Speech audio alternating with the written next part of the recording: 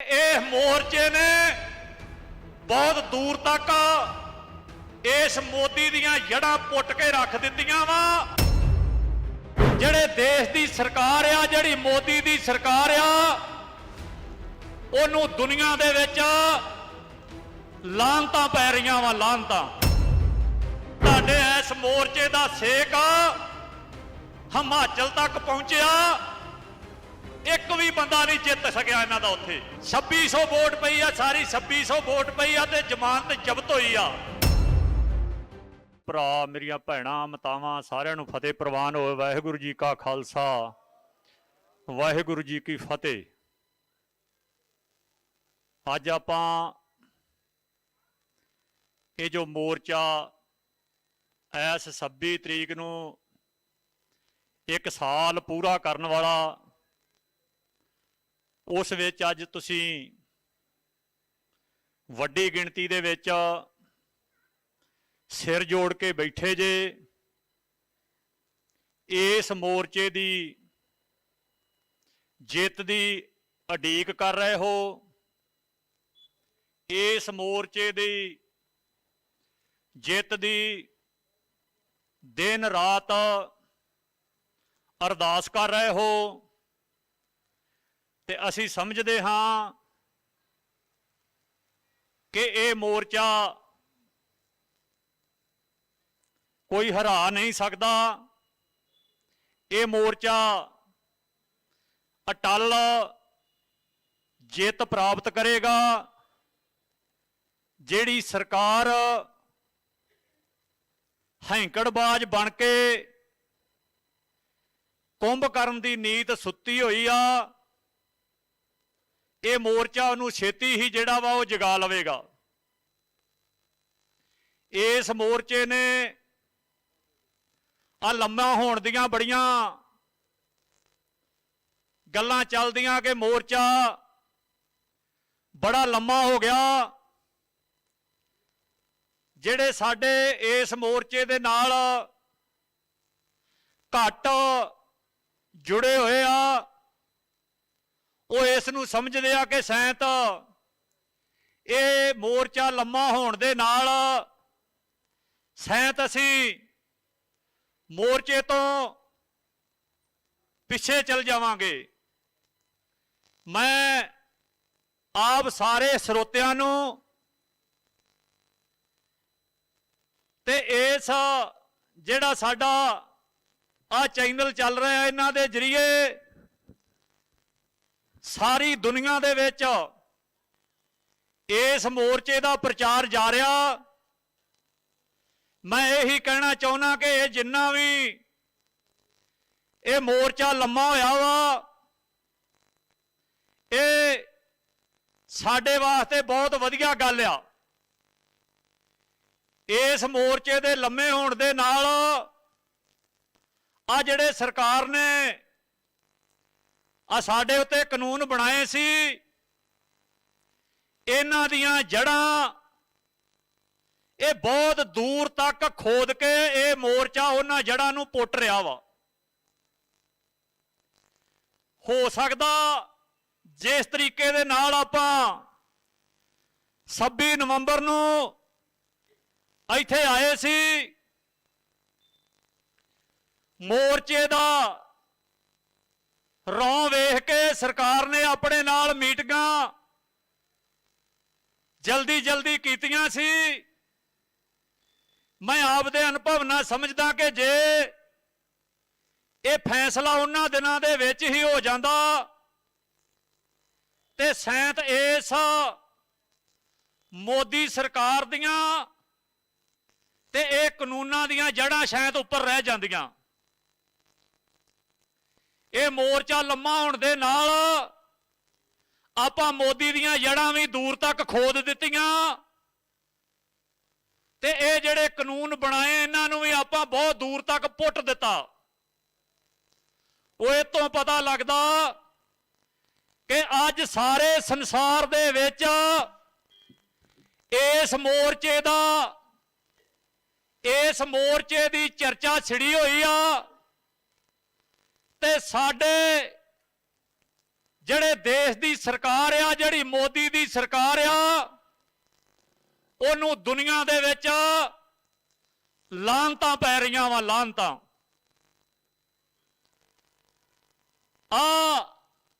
ਆ ਪਿਛਲੇ ਸਮੇਂ ਦੇ ਵਿੱਚ, ਆ 2-4 ਮਹੀਨਿਆਂ ਦੇ ਵਿੱਚ ਆ ਸਰਕਾਰ ਨੇ ਆਪਣੀਆਂ ਚਾਲਾਂ ਚਲਾਈਆਂ ਸੀ। ਉਹ ਹਰਿਆਣੇ ਦੇ ਵਿੱਚ ਵੀ ਵਾਪਰੀ, ਜਿੱਥੇ ਇੱਕ ਐਸਡੀਐਮ ਆਪਦੀ ਫੋਰਸ ਨੂੰ ਤੁਹਾਡੀਆਂ ਲੱਤਾਂ ਬਾਹਾਂ ਭੰਨਣ ਵਾਸਤੇ ਤੇ ਤੁਹਾਡੇ ਸਿਰ ਜਿਹੜੇ ਆ ਪਾੜਨ ਵਾਸਤੇ ਜਿਹੜੀਆਂ ਉਹ ਹਦਾਇਤਾਂ ਕਰ ਰਿਹਾ। ਉਹ ਹੋਇਆ ਜਿਹੜਾ ਹਰਿਆਣੇ ਦੇ ਵਿੱਚ ਹੋਇਆ ਸੀ। ਉਹਨੂੰ ਬੜੇ ਹੌਸਲੇ ਦੇ ਨਾਲ ਇਹਨਾਂ ਆਪਾਂ ਕਿਸਾਨਾਂ ਨੇ, ਤੁਹਾਡੀ ਲੀਡਰ ਦੀ ਸੂਝ-ਬੂਝ ਨੇ ਹਰਿਆਣੇ ਦੇ ਵਿੱਚ ਸਰਕਾਰ ਨੂੰ ਬਹੁਤ ਵੱਡਾ ਝਟਕਾ ਦਿੱਤਾ ਤੇ ਉਸ ਤੋਂ ਬਾਅਦ ਸਰਕਾਰ ਜਿਹੜੀ ਉਹ ਯੂਪੀ ਵਾਲੇ ਪਾਸੇ ਨੂੰ ਤੁਰ ਗਈ। ਮੇਰੇ ਤੋਂ ਪਹਿਲਾਂ ਦੱਸ ਕੇ ਗਿਆ ਬੁਲਾਰੇ ਕਿ ਜਿਹੜਾ ਉਥੋਂ ਦਾ ਵਜ਼ੀਰ ਆ, ਜਿਹਦੇ ਮੁੰਡੇ ਨੇ ਸਾਡੇ ਕਿਸਾਨਾਂ ਨੂੰ ਗੱਡੀਆਂ ਦੇ ਨਾਲ ਦਰੜਿਆ, ਉਹ ਵਜ਼ੀਰ 10 ਦਿਨ ਪਹਿਲਾਂ ਆਪਦਾ ਐਲਾਨ ਕਰ ਰਿਹਾ ਸੀ ਕਿ ਮੈਨੂੰ ਤੁਸਾਂ ਨੇ ਮੰਤਰੀ ਵੇਖਿਆ ਤੇ ਮੇਰਾ ਹੋਰ ਇਤਿਹਾਸ ਨਹੀਂ ਤੁਸਾਂ ਕੁਝ ਫੋਲਿਆ। ਇਹ ਸੁੱਤੇ ਸੁੱਧ ਕੁਛ ਨਹੀਂ ਹੋਇਆ। ਇਹ ਬਿਲਕੁਲ ਸਰਕਾਰ ਦੀਆਂ ਐ ਚਾਲਾਂ ਦੇ ਨਾਲ ਇਹ ਸਾਰਾ ਵਰਤਾਰਾ ਵਰਤਿਆ ਤੇ ਆਪਾਂ ਫੇਰ ਮੋਰਚੇ ਦੇ ਵਿੱਚ ਡਟੇ ਹੋਏ ਆ ਤੇ ਸਰਕਾਰ ਜਿਹੜੀ ਆ ਉਹਨੂੰ ਸੋਚਣ ਵਾਸਤੇ ਤੁਸਾਂ ਮਜਬੂਰ ਕੀਤਾ ਹੋਇਆ ਵਾ। ਆਪਾਂ ਮੈਂ ਸਿੱਧੀਆਂ 2-4 ਗੱਲਾਂ ਤੁਹਾਡੇ ਨਾਲ ਕਰਨੀਆਂ ਚਾਹੁੰਦਾ। ਆਪਾਂ ਸਰਕਾਰ ਦੇ ਵੋਟ ਤੇ ਝੋਟ ਵਾਲੀ ਗੱਲ ਕੀਤੀ ਸੀ। ਪੱਛਮੀ ਬੰਗਾਲ ਦੇ ਵਿੱਚ ਤੁਹਾਡਾ ਮੋਰਚਾ ਇਸ ਮੋਦੀ ਨੂੰ ਹਰਾ ਕੇ ਆਇਆ ਤੇ ਉਸ ਤੋਂ ਬਾਅਦ ਫੇਰ ਇਹਦੇ ਹਾਲਾਤ ਵੇਖ ਲਓ ਕਿਹੋ ਜਿਹੇ ਵਾਪਰ ਰਹੇ ਆ ਥੋੜੇ ਦਿਨ ਹੋ ਗਏ ਆ ਚੋਣਾਂ ਹੋਈਆਂ ਵਾ ਹਿਮਾਚਲ ਦੇ ਵਿੱਚ। ਉੱਥੇ ਜਿਮਨੀ ਚੋਣਾਂ ਸੀ, 4 ਇਹਨਾਂ ਦੇ ਐਮਐਲਏ ਜਿਮਨੀ ਚੋਣ ਲੜ ਰਹੇ ਸੀ ਤੇ 1 ਐਮਪੀ। ਉਹ ਤੁਹਾਡੇ ਇਸ ਮੋਰਚੇ ਦਾ ਸੇਕ ਹਿਮਾਚਲ ਤੱਕ ਪਹੁੰਚਿਆ, ਇੱਕ ਵੀ ਬੰਦਾ ਨਹੀਂ ਜਿੱਤ ਸਕਿਆ ਇਹਨਾਂ ਦਾ ਉੱਥੇ। ਸਾਰੇ ਦੇ ਸਾਰੇ ਹਰੇ। ਇੱਕ ਇਹਨਾਂ ਦੇ ਐਮਐਲਏ ਦੀ ਜ਼ਮਾਨਤ ਜ਼ਬਤ ਹੋਈ। ਇੱਕ ਆਮ ਬੰਦਾ ਕੋਈ ਐਮਐਲਏ ਆਪਦੇ ਹਲਕੇ ਦੇ ਵਿੱਚ ਖਲੋ ਜੇ ਤੇ ਭਲੇਖੇ ਨਾਲ ਹੀ 2-2.5 ਵੋਟ ਪੈ ਜਾਂਦੀ ਆ। 2600 ਵੋਟ ਪਈ ਆ, ਸਾਰੀ 2600 ਵੋਟ ਪਈ ਆ ਤੇ ਜ਼ਮਾਨਤ ਜ਼ਬਤ ਹੋਈ ਆ। ਹਰਿਆਣੇ ਦੇ ਵਿੱਚ ਜਿੱਥੇ ਇਹਨਾਂ ਨੇ ਜਿਆਦੀ ਅੱਤ ਮੋਦੀ ਦੇ ਐਸ ਖੱਟੜ ਨੇ ਚੁੱਕੀ ਸੀ, ਉਥੇ ਜਿਮਨੀ ਚੋਣ ਹੋਈ, ਉਥੇ ਉਹਨਾਂ ਨੂੰ ਮੂੰਹ ਦੀ ਖਾਣੀ ਪਈ। ਮੈਂ ਤਾਂ ਦੱਸ ਰਿਹਾ ਵਾਂ ਕਿ ਇਹ ਮੋਰਚੇ ਨੇ ਬਹੁਤ ਦੂਰ ਤੱਕ ਇਸ ਮੋਦੀ ਦੀਆਂ ਜੜ੍ਹਾਂ ਪੁੱਟ ਕੇ ਰੱਖ ਦਿੱਤੀਆਂ ਵਾ। ਆ ਫਿਕਰ ਬਣਿਆ ਆ ਵਾ ਫੇਰ ਸਰਕਾਰ ਨੂੰ ਅਗਲੇ ਪਾਸੇ ਦਾ। ਆ ਜਿਹੜੀਆਂ 2-4 ਮਹੀਨਿਆਂ ਦੇ ਵਿੱਚ ਫੇਰ ਚੋਣਾਂ ਆ ਰਹੀਆਂ ਵਾ। ਆਪਾਂ ਕਮਰ ਕੱਸਾ ਕੀਤਾ ਹੋਇਆ ਵਾ। ਮੁਜ਼ੱਫਰਨਗਰ ਦੇ ਵਿੱਚ ਰੈਲੀ ਕਰਕੇ ਮੋਦੀ ਨੂੰ ਦੱਸ ਕੇ ਆਏ ਆ ਆਪਣੇ ਫੈਸਲੇ ਵਾਪਸ ਲੈ ਜਾ, ਨਹੀਂ ਤੇ ਇਸ ਧਰਤੀ ਤੇ ਤੇਰੇ ਆ ਜਿਹੜੇ ਕਿਸਾਨ ਮਜ਼ਦੂਰ ਆ, ਜਿਹੜੇ ਲੋਕ ਤੇਰੇ ਖਿਲਾਫ ਹੋਇਆ, ਤੇਰੇ ਪੈਰ ਨਹੀਂ ਲੱਗਣ ਦੇਣਗੇ। ਇਸ ਧਰਤੀ ਦੇ ਉੱਤੇ ਪੈਰ ਨਹੀਂ ਲੱਗਣ ਦੇਣਗੇ। ਸੋ ਤੁਹਾਨੂੰ ਵਧਾਈ ਦਿੰਨੇ ਆ ਕਿਆਸਰਾਈਆਂ ਬੜੀਆਂ ਲਾਈਆਂ ਜਾਂਦੀਆਂ ਵਾ ਸਰਕਾਰ ਵੱਲੋਂ ਕਿ ਆ ਮੋਰਚੇ ਦੇ ਵਿੱਚ ਸ਼ਾਇਦ ਗਿਣਤੀ ਥੋੜੀ ਆ। ਇਤਿਹਾਸ ਆ ਕਿ थोड़ी गिणती ज्यादा लड़ाई लड़ जाती है, कदी भीड़ा ने जित्तां प्राप्त नहीं कीतियां। सो साडी भीड़ अज भी उन्नी आ जिन्नी पिछले साल असी 26 नवंबर नूं लैके इस दिल्ली दियां बरूआं ते बैठे हां ते 4 सफेरियों इस दिल्ली नूं घेर के बैठे हां, उन्नी भीड़ अज आ। सरकार नूं दसना चाहुंदे इहनूं, किसान नूं अन्नदाता कहिंदे, अन्नदाता ये सारा कुछ सरकार आपदे तौर ते खोना चाहुंदी सी, ਉਹਦੇ ਨਾਲ भी लड़ाई लड़ रहे हैं ते अपने किते नूं भी उसे तरह ही चला रहे हैं जिद्दां ये कानून लियाउण तो पहला असीं चला रहे सां। असीं अप्रैल तो इस मोर्चे दे विचों अपने किसानां नूं जे कह लईए ते असीं आपदी खेती करन वास्ते छोड़ दित्ती आ। असीं परिवार भी पालने आ ते सरकार दे भंडार भी भरने आ। असीं कणकां सांभियां, झोने लाए, झोने पाले आ। अज झोना साडा मंडियां दे विच आ रहा, कणक असीं बीज रहे आ ते सरकार नूं दसना चाहुंदे आ कि आ जिद्दन 1 साल फिर पूरा होने वाला वा, मोर्चा फैसले लै रहा वा, उसे तरह ही भीड़ा उसे तरह दिल्ली दे बार्डरां दे उत्ते साडे किसान पिछले साल नालों भी ज्यादा जड़े आ रहे हैं। बिल्कुल तैयारियां पिंडां दे विच हो रहीआं वा। असीं परसों आए हैं पंजाब तो, आ 10 दिन वास्ते गए सी, एक तैयारी करन वास्ते गए सी, नाल असीं भी जिहड़ी छोटी मोटी वाही चलाउने उहनूं वेखण देखण वास्ते गए सी। पिंडां दे विच मीटिंगां लाइयां, ब्लाक पद्धरी मीटिंगां लाइयां, जिला पद्धरी मीटिंगां लाइयां वा। वड्डी गिणती जिहड़ी आ इस मोर्चे वास्ते तैयार हो रही आ। 20 तरीक तो बाद एडी वड्डी जन सलाब इस मोर्चे दे विच फेर आ रहा, जिहड़ा सरकार दी नींद हराम करके रख दूगा। इस तरीके दे नाल ये मोर्चा फिर भख रहा वा। असीं ते चाहुंदे आ कि सरकार इस अपने फैसले तो पिछे चली जावे, ठीक आ। जे नहीं जाती ते असीं अपने संघर्ष दा एडा वड्डा दबाव बनावांगे, सरकार नूं अपने आप ही अपने पैर जिहड़े वो पिछे लैके जाने पैणगे। ये साडे मोर्चे दा ऐलान आ। तुहाडे पंजाब दीआं जथेबंदियां संयुक्त मोर्चे दी लीडरशिप बड़े सोच समझ के फैसले लै रही आ।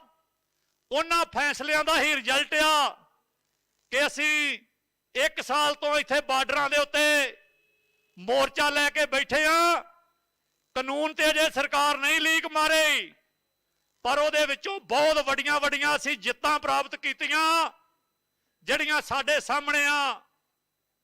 ਸਾਡੀ ਭਾਈਚਾਰਕ ਸਾਂਝ ਜੁੜੀ, ਸਾਡੀ ਧਰਮਾਂ ਦੀ ਸਾਂਝ ਜੁੜੀ।